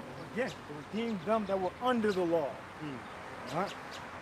Yahushua was circumcised on the 8th day. All right? It tells you that. Mary went through a purification period and all that. All right? So Yahushua had a natural birth, but he was a special child. All right? There wasn't a virgin birth or an immaculate conception. All right? Now Mary, okay, was virgin, meaning she was a young woman. All right? All our mothers, most of our mothers anyway, had us when they were young, when they were teenagers. Either 16 to like 23, their first child, around that. You know? Now, they may not have been unspotted, but they were young women. They were young women. As it's written, a virgin shall conceive. All right? So Mary was both unspotted, you know, from the semen of a man, and she was a young woman. All right? She was both. God. It says Galatians 4 and 5, to redeem them that were under the law, that we might receive the adoption of sons. Right. So you can't even get around that. In my testimony there, you can't even get around that. So read that again, 4 and 4, I think. Galatians 4 and 4, but when the fullness of the time was come, the Most High sent forth his Son, made of a woman, made under the law, to redeem them that were under the law, that we might receive the adoption of sons. Right, that we might receive the adoption. That's another, you can look at the adoption of sons, adoption, which it tells you about the Israelites.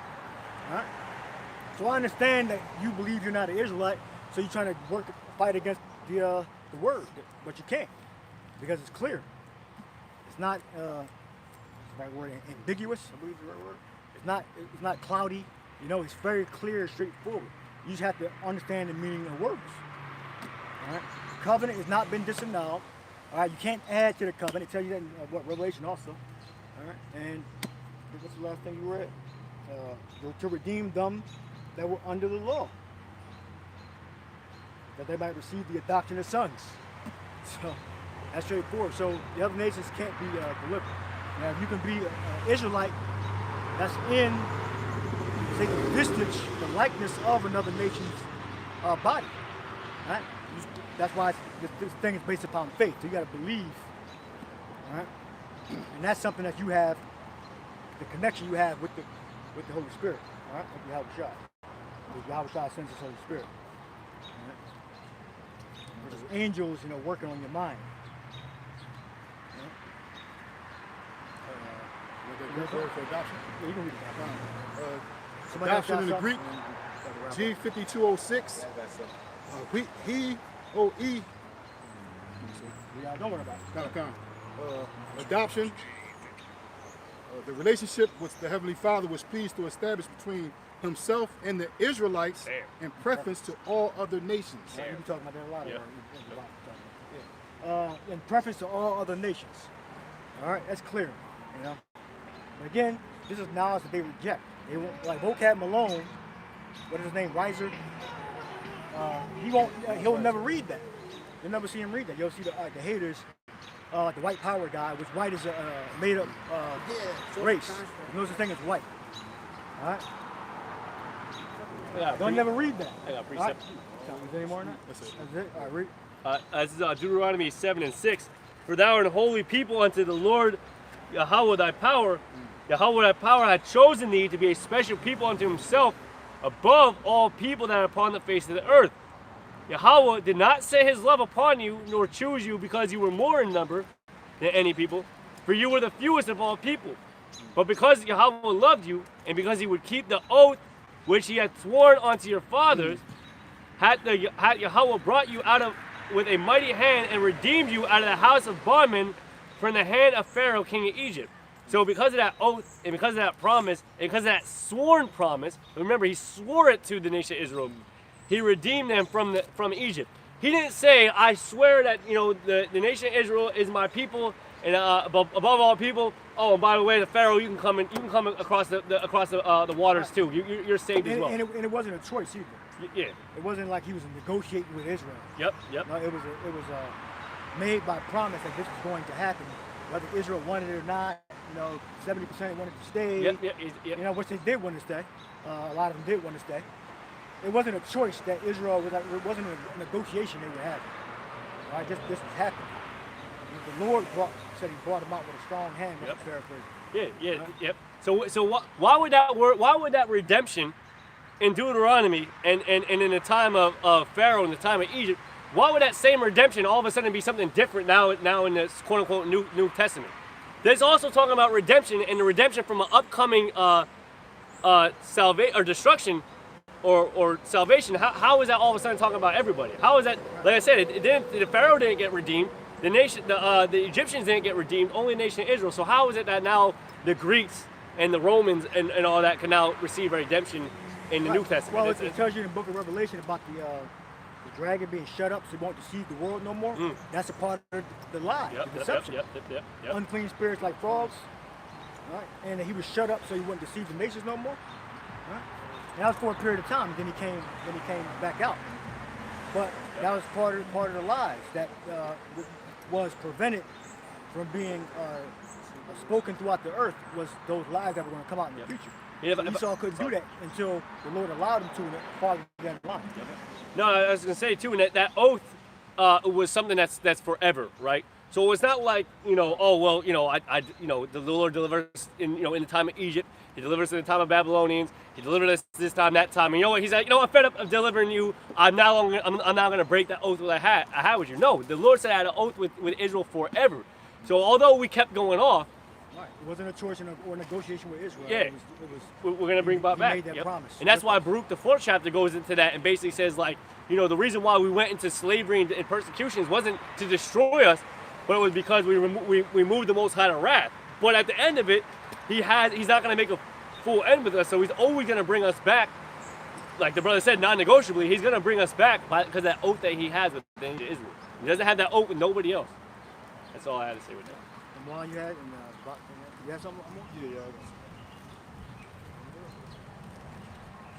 All right, this is real quick. This is Ephesians chapter 1, verse 1. And it says, at the top it says, the blessings of redemption.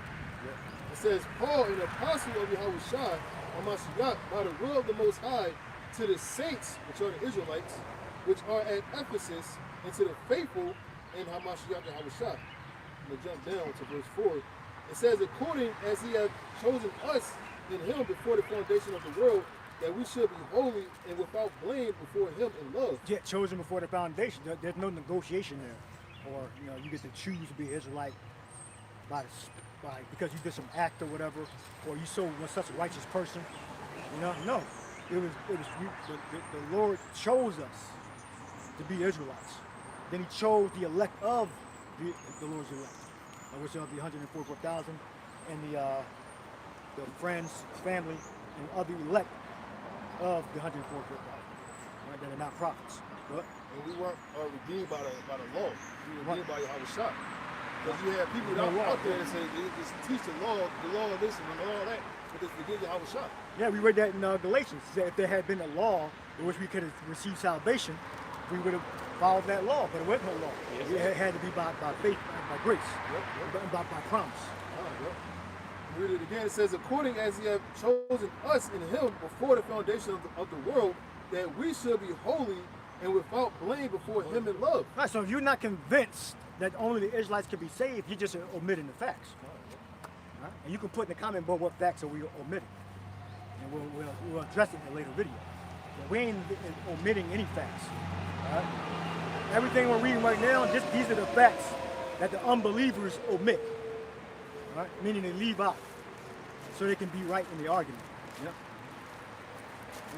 Yep, it says, verse 5, having predestinated us unto the adoption of children by Yahweh Shah to himself. Yep. Predestination. Before, somebody looked that up. Predestination. 1 in 5. Ephesians. Yep. Yeah, predestination. Destiny. Not that you do on the internet with a game. The beforehand, foreknowledge, forehand, knowing beforehand. Brother gonna look it up. Yeah, I got it. You got it? Go read. It's a parazzo. It says to predetermine. To predetermine, decide beforehand. Beforehand, predetermined, before the foundation of the world. All right? It's an old bottle, we can't get it. But Can't even say it. I'm just gonna stare back there.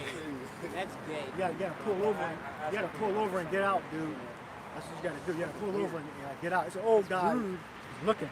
That's rude. You see some young men gathering with a sign and Rude and gay. reading books. You gotta get out and look. Actually, like participate. You gotta participate. In the Good. negative. It says, He's not happy. it says to foreordain, appoint beforehand. Appoint beforehand. Appoint for salvation. Appoint for election beforehand. Before they came into corporeal form. Meaning it was foreordained in the spirit world. Before we were made flesh. Alright? But this should be elementary to brothers that, preachers in the choir.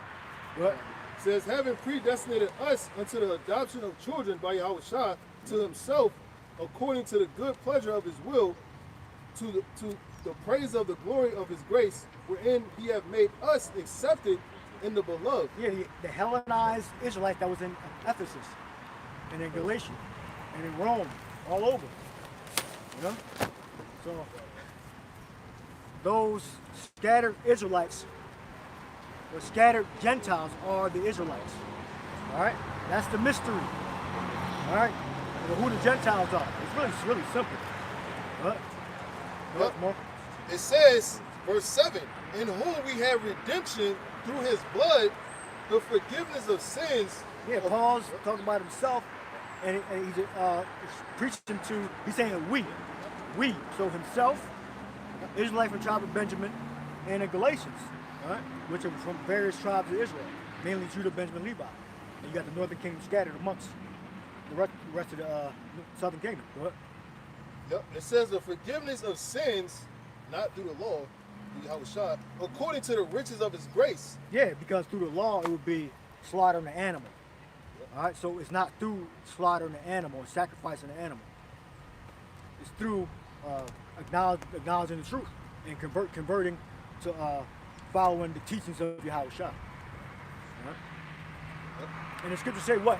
The whole book is written of Yahweh Shah. Right? So we want the teachings. We go through Genesis to Revelation. That's how we get the teachings of Yahweh Shah. Right? You just take out the animal sacrifice. Right? You saw two more. It says, wherein he have abounded toward us in all wisdom and prudence, having made known unto us the mystery of his will. Nope, had made known to us the mystery of his will. So we know the mystery of the Lord's will. We know we don't got to go sacrifice animals. We know certain days we got to work on the Sabbath, So we know what the will is, what to teach about who the Israelites are. All right, to teach the prophecies.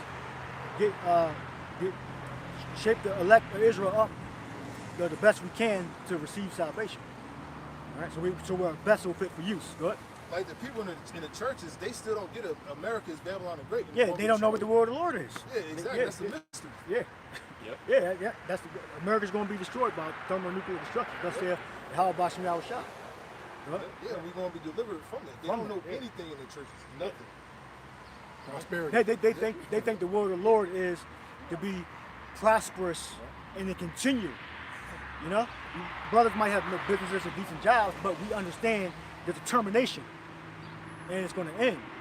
So we're going to throw everything down, just leave what we got in this world, and then go in the chariots. You know, they're going to be weeping for the destruction of this kingdom. Weeping for time moves. Weeping for time things, exact same thing I was thinking. It says, having made known unto us the mystery of his will, according to his good pleasure, which he had purpose in himself. Your scripture. Like tonight is a Sabbath. I believe it's Saturday night, right? Yeah. But some brothers might have to work, so that's where the grace comes in.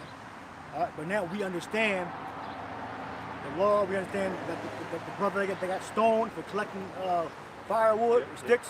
We understand that. Right? So we understand the reasons why. Right? So, but now that we're under grace, we know that if a brother might have to work after this, we know he's covered by the blood of Yahweh Shai. Tells you that in 1 John is 2:1. If any man sin, we have an advocate with the Father, Yahweh Shai Mashiach the righteous. Right? And then if the Sabbath was on a Tuesday night, you know, then we got to work Tuesday. Most of us got to work Tuesday night, right? You know, so or Tuesday evening into Wednesday evening. You know, go ahead. I got something. I'm just enduring. No, go.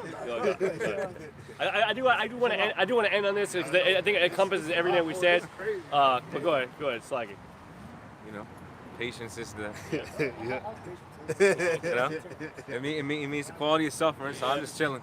No, well, I just wanted to touch on that. Right. So we don't use our grace or our liberty to make an occasion to willingly sin. You know, and you know, set aside from that, brothers got trouble areas. Brothers got vices. But if you're actively working towards bettering yourself, there's a difference between just bluntly doing something, just going out and saying, "The hell with it." Yeah.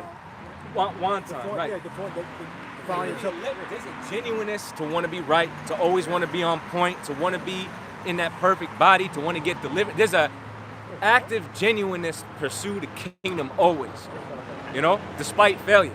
That's why the Lord said in the book of Proverbs that a just man may fall down 7 times, but he picketh himself back up. So I just wanted to highlight that.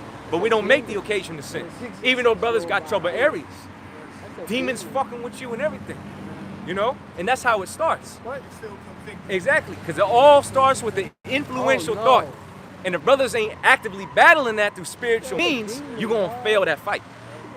Right? And you have to pick yourself back up and fight and move forward. You know, with all the strength that the Lord gave you, you know, but it's a process and it hurts. It hurts when you see yourself failing and you know what the right thing is to do, but you're not doing it. That's why you got to do the appropriate thing. Fast, pray, maybe consult a brother, but you got to be attentive to the word because that's the only way to defeat those demons and to defeat carnality. You got to use the spiritual weapons that we've been given to fight. If you neglect that and if you try to lean on the carnality, you're going to always fail. You're always gonna fail, man, if you lean on that. You told me that a couple of weeks ago. I told you I was working 7 days a week. You said, listen, you gotta make a day for the Lord. You have to. Right.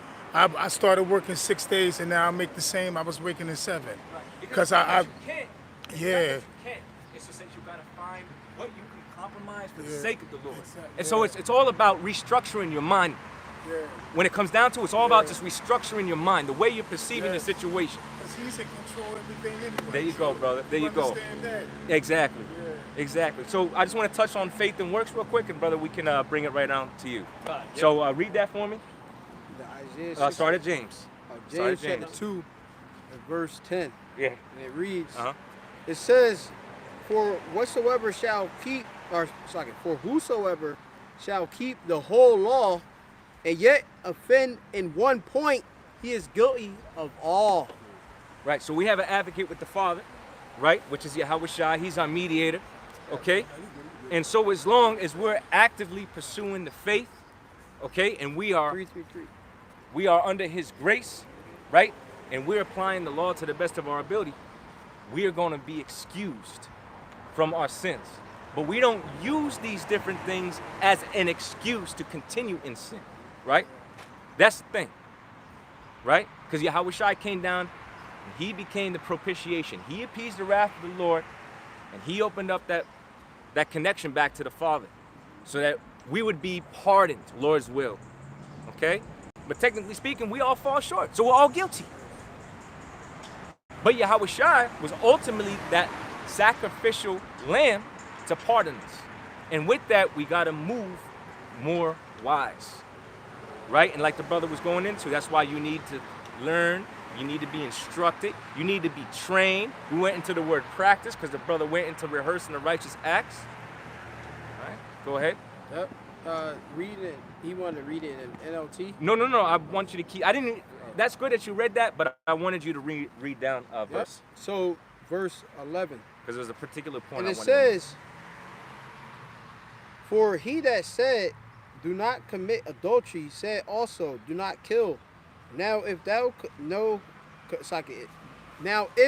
commit no adultery, yet if thou..." You can just jump down to 14, because I just want to stick right to the points. Verse 14. "What doth it profit, my brethren, though a man say he have faith and have not works, can faith save him?" Right, because the brother in the spirit kept harping on that. Right? He kept harping on that. You know, you can say that you believe, but it needs to be reinforced by your behavior, by your actions. Okay? Because that's really the ultimate point that I wanted. Right? And there is a distinguishing between the right faith and the wrong faith. The right faith will lead you into adopting and cultivating that mindset, that it's not just what you say you're going to do, it's what you actually put into practice. Okay? Something that you actually commit to doing. So your faith is ultimately reinforced by your works. So go ahead. Yep. It says, "If a brother or a sister be naked and destitute of daily food or food, and one of you say unto them, depart in peace, but be ye warmed and filled, notwithstanding ye give them not those things which are needful to the body, what doth it profit?" 17. Even so, faith, if it have not works, is dead, being alone. Is dead being alone. Right. Now I want you to go and read 14 on down to 17, but in the NLT. Because the main point that I'm making here is we can attribute this to physical things, but it's actually spiritual. Meaning the food, the raiment, the clothing, that's actually talking about this knowledge, wisdom, and understanding. Now, does it attribute to physical wants? Physical needs, right?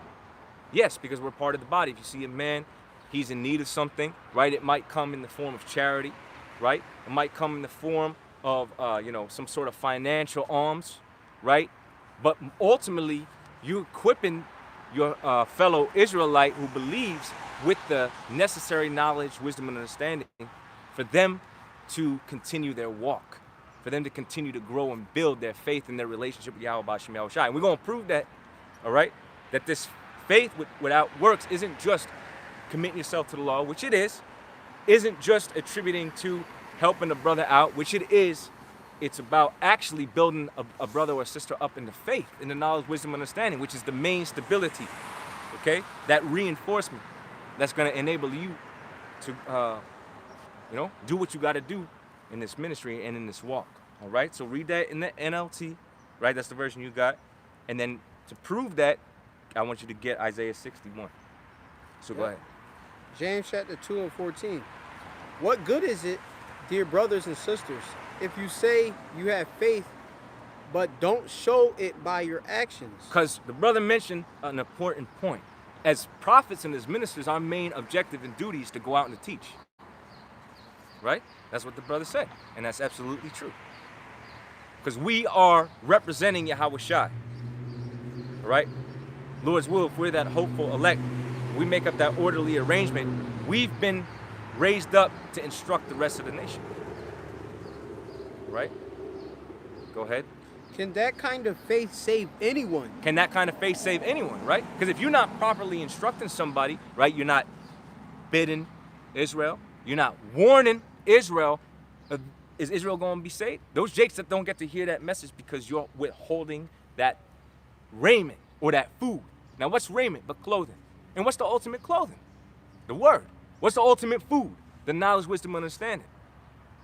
So it goes beyond just physical food, physical raiment. All right? Go ahead. It says in verse 15, it says, suppose you see a brother or sister who has no food or clothing, and you say, Right, you see an Israelite and he don't have the understanding. Because what is our objective? We're supposed to go out and warn the people. Surely the Lord will do nothing but he revealeth his secrets unto his servants, the prophets. It's our job, once we receive the understanding, to go and to relay it to the rest of the nation. Hence what? Being a prophet unto what? The nations. And particularly Israel.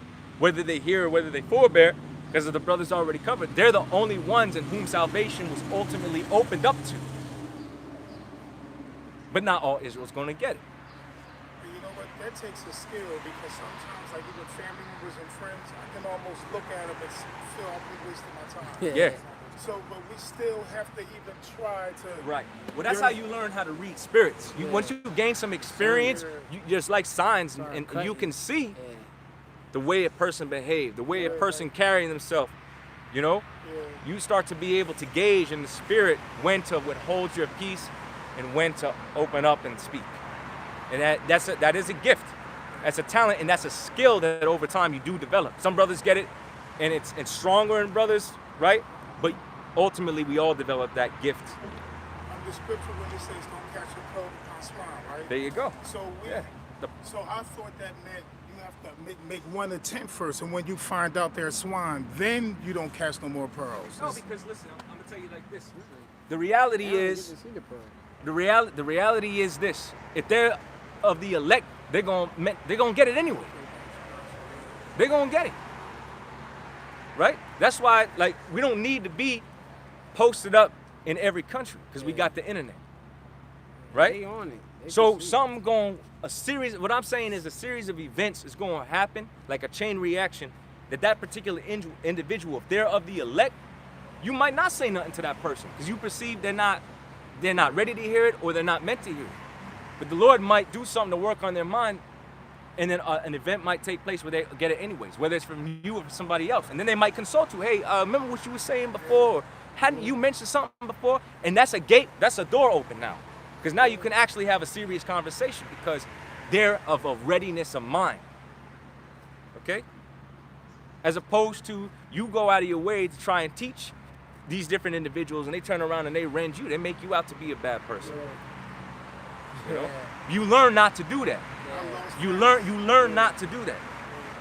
Okay? You learn not to do that. But the point is to your question, oh, well, I thought you make the 1 to 10. Look, it's all in the spirit. It's all in the spirit. But there does come a point where skillfully you learn when to hold your tongue and when to speak a word. You do learn that. You develop that. Okay? Like if a guy come walking by, he's scoffing his fucking pants halfway down his ass, smoking a blunt. You won't chase that nigga down the street, brother, but you don't know the name. Or you gonna be like, man, what did the scripture say? If any man be ignorant, let him be ignorant. There you go. There you go. Yeah, So that falleth out of the book. there you go. So the scriptures reinforce, because it's really the scriptures that I'm basing my speech on in the spirit. But that's the reinforcement right there. Okay? That's what we standing on, the scriptures, not of any man's own word or mind or opinion or thought. Go ahead. You say goodbye and have a good day, stay warm and eat well. Right. But then you don't give that person any food or clothing. What good does that do? Right, these are jakes that are wanting. These are jakes that are in need. You got niggas that are out here that are in need, but they don't realize they're in need. They think they got it. Yeah. They fool. They're not interested in hearing the word or the truth or to get right. They're not interested in that. That's the last thing on their mind. Like the brother said, they're into their riches of the world. They're into the things of this life. All right?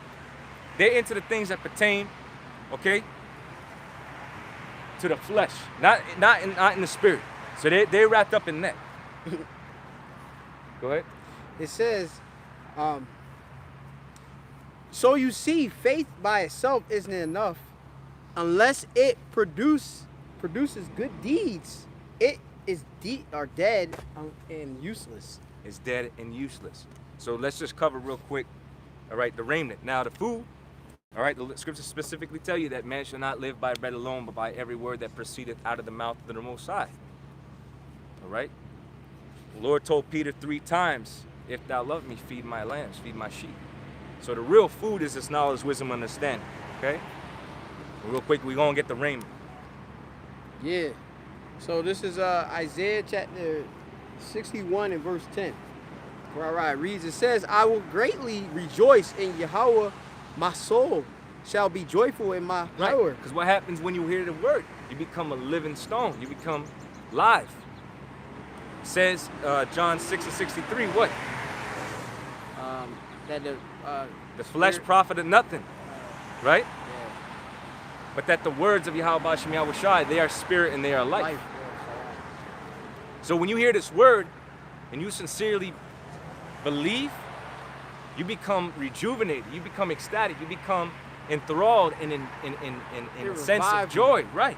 Yeah, you look at that. Oh, word. salvation is coming, relief is coming. Man, there's a day coming where the Lord gonna wipe away all our tears. The Lord gonna deliver us from this flesh. The Lord gonna correct the woman and put her in order, right? The Lord gonna take away all our sorrow, take away all my debt, take away all my shame, make me pure of heart, make me so that I never go off. How could you not be in a state of joy? But they can't be in joy if they're not hearing the word. But they're only gonna hear the word if they've been given that gift of faith.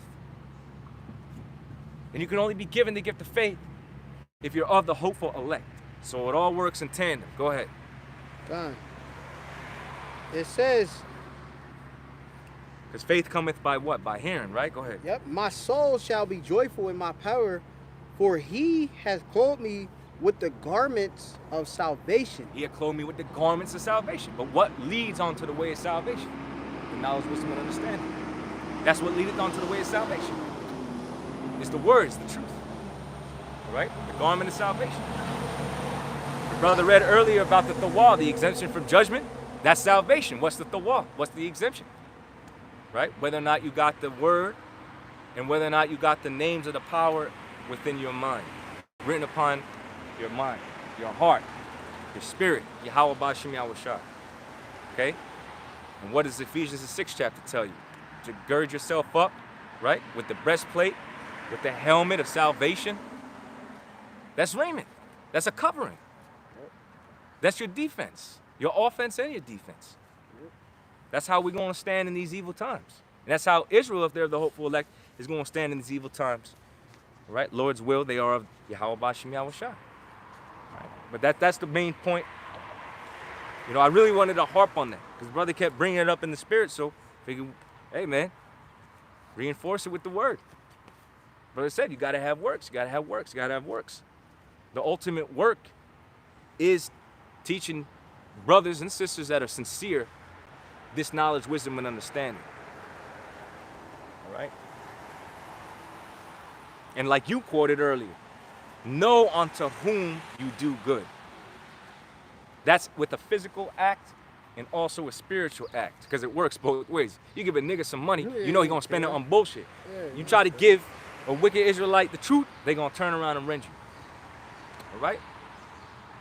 Remember, everything is a double one against another. So for every spiritual aspect, there's a physical aspect and vice versa. You said you got something, no?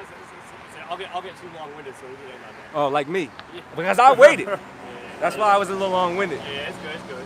No, I'm just playing. You made a point. But, you know, Lord's will, you know, brothers got where I was going with that and received it. You know, it was edifying. So, but anyway, man, you know, we want to give all honor, glory, and praise unto Yahweh, Ba'ashem, Yahweh Shai, Ba'ashem, Atakwadash. Double honors unto our apostles and elders, great millstone. Shalom to all the hopeful elect. All right? Shalom. Shalom.